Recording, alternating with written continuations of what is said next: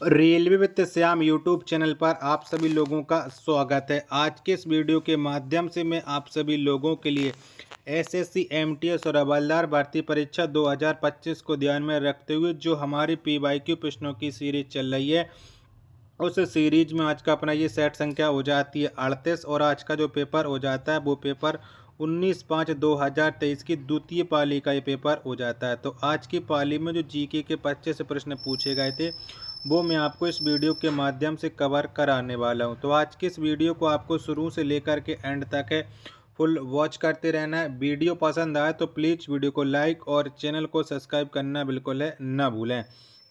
तो चलिएगा फिर शुरू करते हैं बिना कोई टाइम वेस्ट करे। तो पहला प्रश्न है कि भारत अपनी अधिकांश पश्चिमी सीमा किस पड़ोसी देश के साथ साझा करता है। तो बताओ कौन से पड़ोसी देश के साथ साझा करता है। तो भारत अपनी अधिकांश पश्चिमी सीमा है ये पाकिस्तान के साथ साझा करता है। एक का चौथा ऑप्शन देने वालों का राइट आंसर हो जाएगा।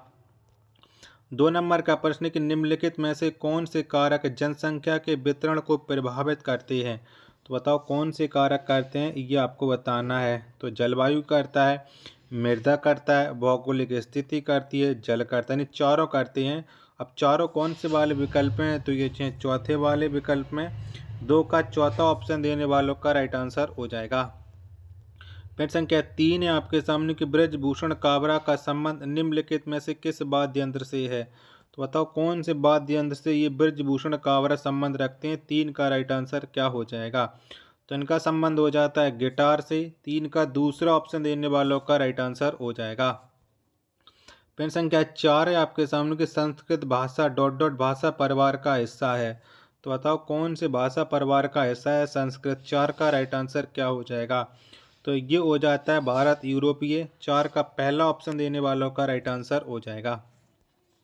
5वें नंबर का प्रश्न है आपके सामने कि डेटा संरक्षण विधेयक 2021 किस मौलिक अधिकार को सुनिश्चित करता है। तो बताइए कौन से मौलिक अधिकार को सुनिश्चित करता है डेटा संरक्षण विधेयक 2021। 5 का राइट आंसर क्या हो जाएगा। तो ये गोपनीयता के अधिकार को करता है। 5 का चौथा ऑप्शन देने वालों का राइट आंसर हो जाएगा।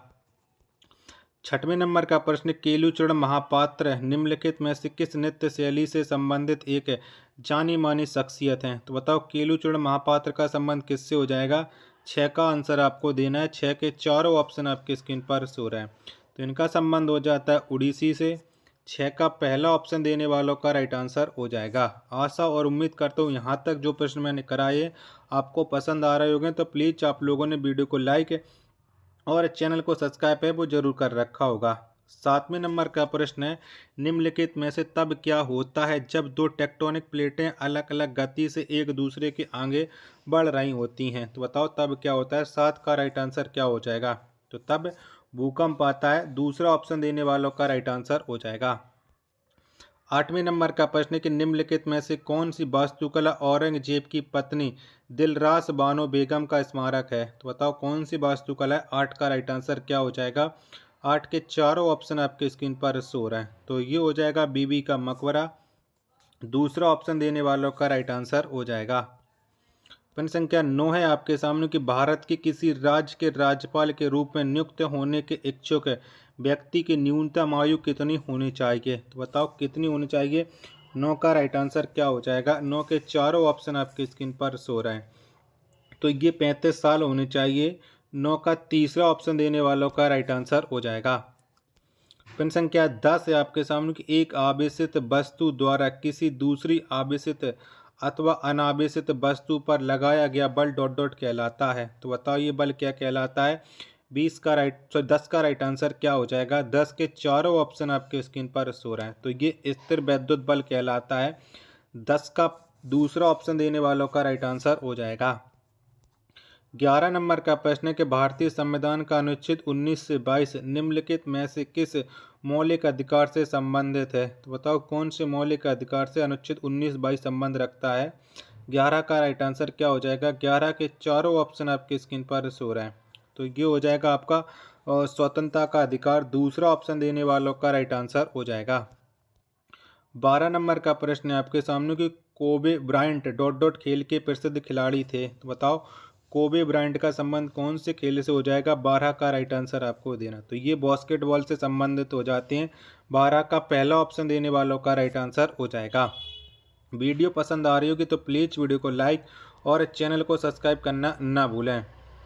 13 नंबर का प्रश्न है कि निम्नलिखित में से किस राज्य के मुख्यमंत्री ने किसानों के लिए ऋण सुविधा आसान बनाने के लिए सामान्य credit portal simplified application for agriculture loans की शुरुआत की है? तो ये कौन से राज्य सरकार ने की है? 13 का आंसर आपको बताना है। 13 के चारों ऑप्शन आपके स्क्रीन पर शो रहा है। तो ये हो जाता है उड़ीसा। पहला ऑप्शन देने वालों का राइट आंसर हो जाएगा। प्रश्न संख्या 14 है आपके सामने कि किस स्वतंत्रता संग्राम आंदोलन के दौरान महात्मा गांधी जी ने करो या मरो का नारा दिया था? तो बताओ कब नारा दिया गया था करो या मरो का महात्मा गांधी जी के द्वारा?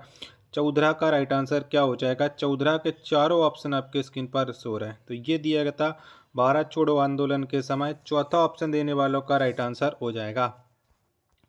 प्रश्न संख्या 15 आपके सामने कि भारत का कौन सा शहर चाय उद्योग से जुड़ा है? तो बताओ इनमें से कौन सा शहर है जो चाय उद्योग से जुड़ा हुआ है? 15 का राइट आंसर क्या हो जाएगा? तो ये हो जाता है आपका दार्जिलिंग, पश्चिम बंगाल।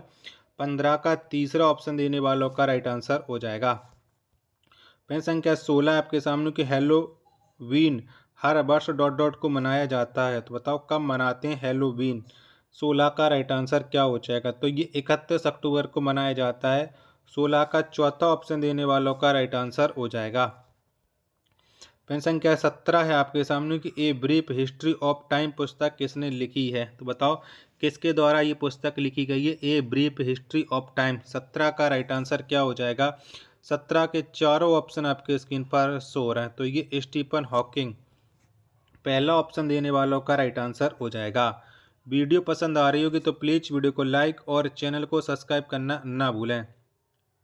18 नंबर का प्रश्न कि निम्नलिखित में से कौन कोशिकाओं की खोज करने वाला पहला जीव विज्ञानी था? तो बताओ कौन था? 18 का राइट आंसर क्या हो जाएगा? तो कोशिकाओं की खोज करने वाला जो पहला जीव विज्ञानी था वो था रॉबर्ट हुक। 18 का पहला ऑप्शन देने वालों का राइट आंसर हो जाएगा। 19 नंबर का प्रश्न है आपके सामने किस नर्तक को प्राचीन नृत्य शैली सादिर के लिए कला वर्ग में पद्मश्री से सम्मानित किया गया था? तो बताओ किस नर्तक को? 19 का राइट आंसर क्या हो जाएगा? 19 के चारों ऑप्शन आपकी स्क्रीन पर शो रहे हैं। तो ये हो जाते आर मुथुकन्मल। तीसरा ऑप्शन देने वालों का राइट आंसर हो जाएगा। प्रश्न संख्या 20 है आपके सामने कि इल्बर्ट बिल डॉट डॉट का प्रावधान किया गया था? तो बताओ इल्बर्ट बिल में किसका प्रावधान किया गया था? 20 का आंसर आपको बताना है। 20 के चारों ऑप्शन आपकी स्क्रीन पर शो हो रहा है।